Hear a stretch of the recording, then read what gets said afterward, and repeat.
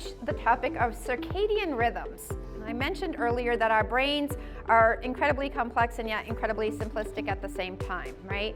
So our brains haven't quite caught up with modern times, and they still actually operate the way that they have for hundreds and hundreds and hundreds of years. And we all have a natural circadian rhythm that we go through. So you do, all your execs do, your stakeholders, the people you meet with, we all have a circadian rhythm. Now I'm a little bit of a freak because I'm what's known as a lark, meaning that I get up at 3:45 a.m. pretty much every day. And everybody asks the next question, what time do you go to bed? Yeah, it depends, 9-ish sometimes. There's been days that it's been like 7 p.m. I'm like, yep, time for bed. All right, so I'm a lark. I'm a little skewed to the morning there. But what we have to understand is that the way our brain works is that we have a peak, and then we have a trough, then we have a peak, and then we have a dip again, another trough, and then we have another little peak. So that impacts when we schedule our meetings. Now, of course, most of the time in our role as an EA, right, we're dealing with multiple executives. We're trying to figure out, okay, how do I get everybody free at the same time? So it's not like I can say, well, I like 10 a.m. on Tuesdays. It's when are they all available?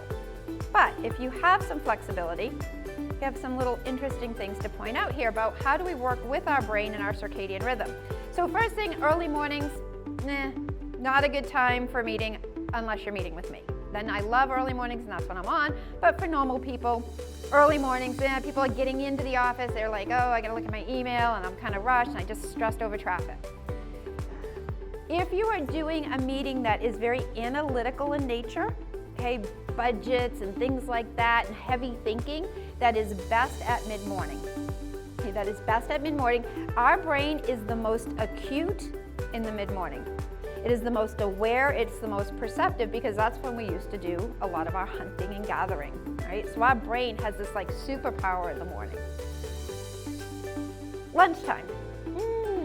Can lunchtime meetings work? They can, but there are a couple of considerations with lunchtime meetings. First off, you want to provide food, right? You don't have a meeting where, okay, nobody's eating and stuff like that. And if you are providing food, you want to make sure that you've allocated time for them to get their food, get situated, unwrap their fork and spoon, fork and knife, and things like that. You don't want to start the meeting and people start talking as people are, oh, wait a minute, is that my sandwich? No, you have my salad. No, I ordered the one without, right? And you're trying to have a meeting, right? It's not working well. So we want to allocate the time for them to get their food before we officially start the meeting. Back to what I said this morning, which is people can't multitask. Okay, that's an example of multitasking. If someone's talking while somebody's trying to get food, that's why as a speaker, the worst slot to ever be in, by the way, is not the after lunch, it's actually the lunchtime speaker. It's brutal. All you hear is clang, clang, clang, and silverware and dishes. It's not good. How many of you have ever seen the movie Made in Manhattan?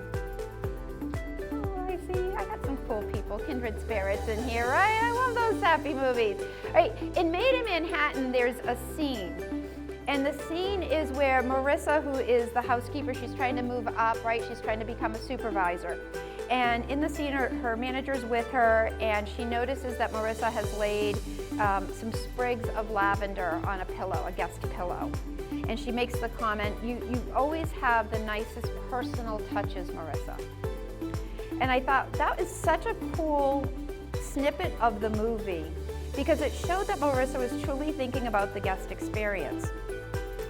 I like to bring that philosophy into meetings. So if I'm having a lunchtime meeting, obviously want to make sure food's there, but other little things like, I don't know, how many of you know what these are? Wisps? These things are gold, by the way. So I order them in bulk off of Amazon because I have Invisalign. These things are amazing. They're like little mini toothbrushes, and they have like mouthwash built in. Some of you saw me in the bathroom probably just a little bit ago, and because I had garlic breath, right? These are great. I have these just available on the table if I have a lunchtime meeting. Sometimes people just feel gross.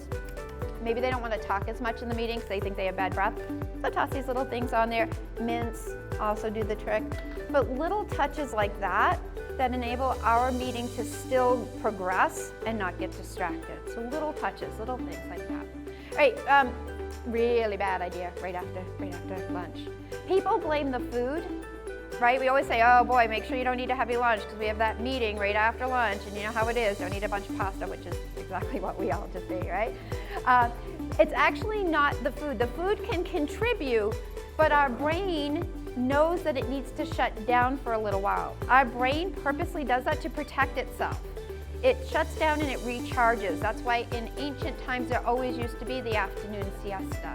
You took that little break, that little nap, that little rest. It allowed our brain to start to recharge. So when you're trying to do a meeting in that slot, people are not going to be engaged. My exception to that would be, if that's the only slot you can get it in, make it an active meeting. Maybe you can take a walk around the office building and have a chat. Maybe if it's just like a couple of you or something like that. But get people moving. If you put them in a conference room, not going to work out well, right? All right, here's a kind of a cool little thing, is in the afternoon when we get that second peak, this peak in our brain actually looks different than the earlier peak. Okay, in the morning, we're very analytical. In the afternoon, we get more creative. So we still have some analytical stuff going on there, but we're much more creative. So if your meeting is more like around a brainstorming thing where you need people really coming up with ideas, that's a great spot for that. I always knew this and understood this, but it wasn't until recently that I realized how big of an impact it could have. I get up really early in the morning and I write every morning. It's one of my habits. I get up, I try to do about 2,000 words every morning. Most of my books are technical books, project management stuff, things like that. So I crank through, it's just my routine. Recently I started working on my memoir, which was more emotional and was more creative. It wasn't working. I'd try to write, I'm like, I don't understand this. I never have writer's block. Why can I not get my words together? And I thought maybe it's the topic.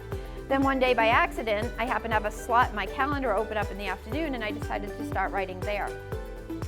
And the words came.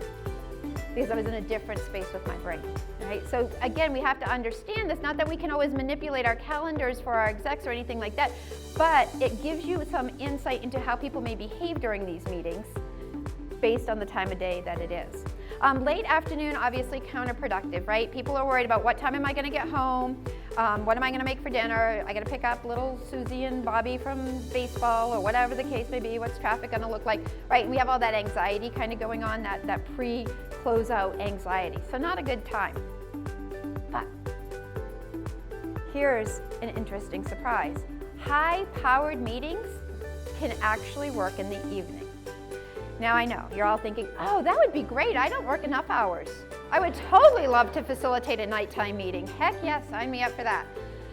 Obviously, it's gonna be the right circumstances. I have a group of execs that I work with. We purposely do the meetings in the evening because they're away from their office, they're away from their email, they've already had their dinner, and we get another little bump in our brain right there. We get another little piece of energy and engagement that happens. So again, you can't necessarily control when your meetings are scheduled, but you want to be aware of what the processes are that are going on within our brains.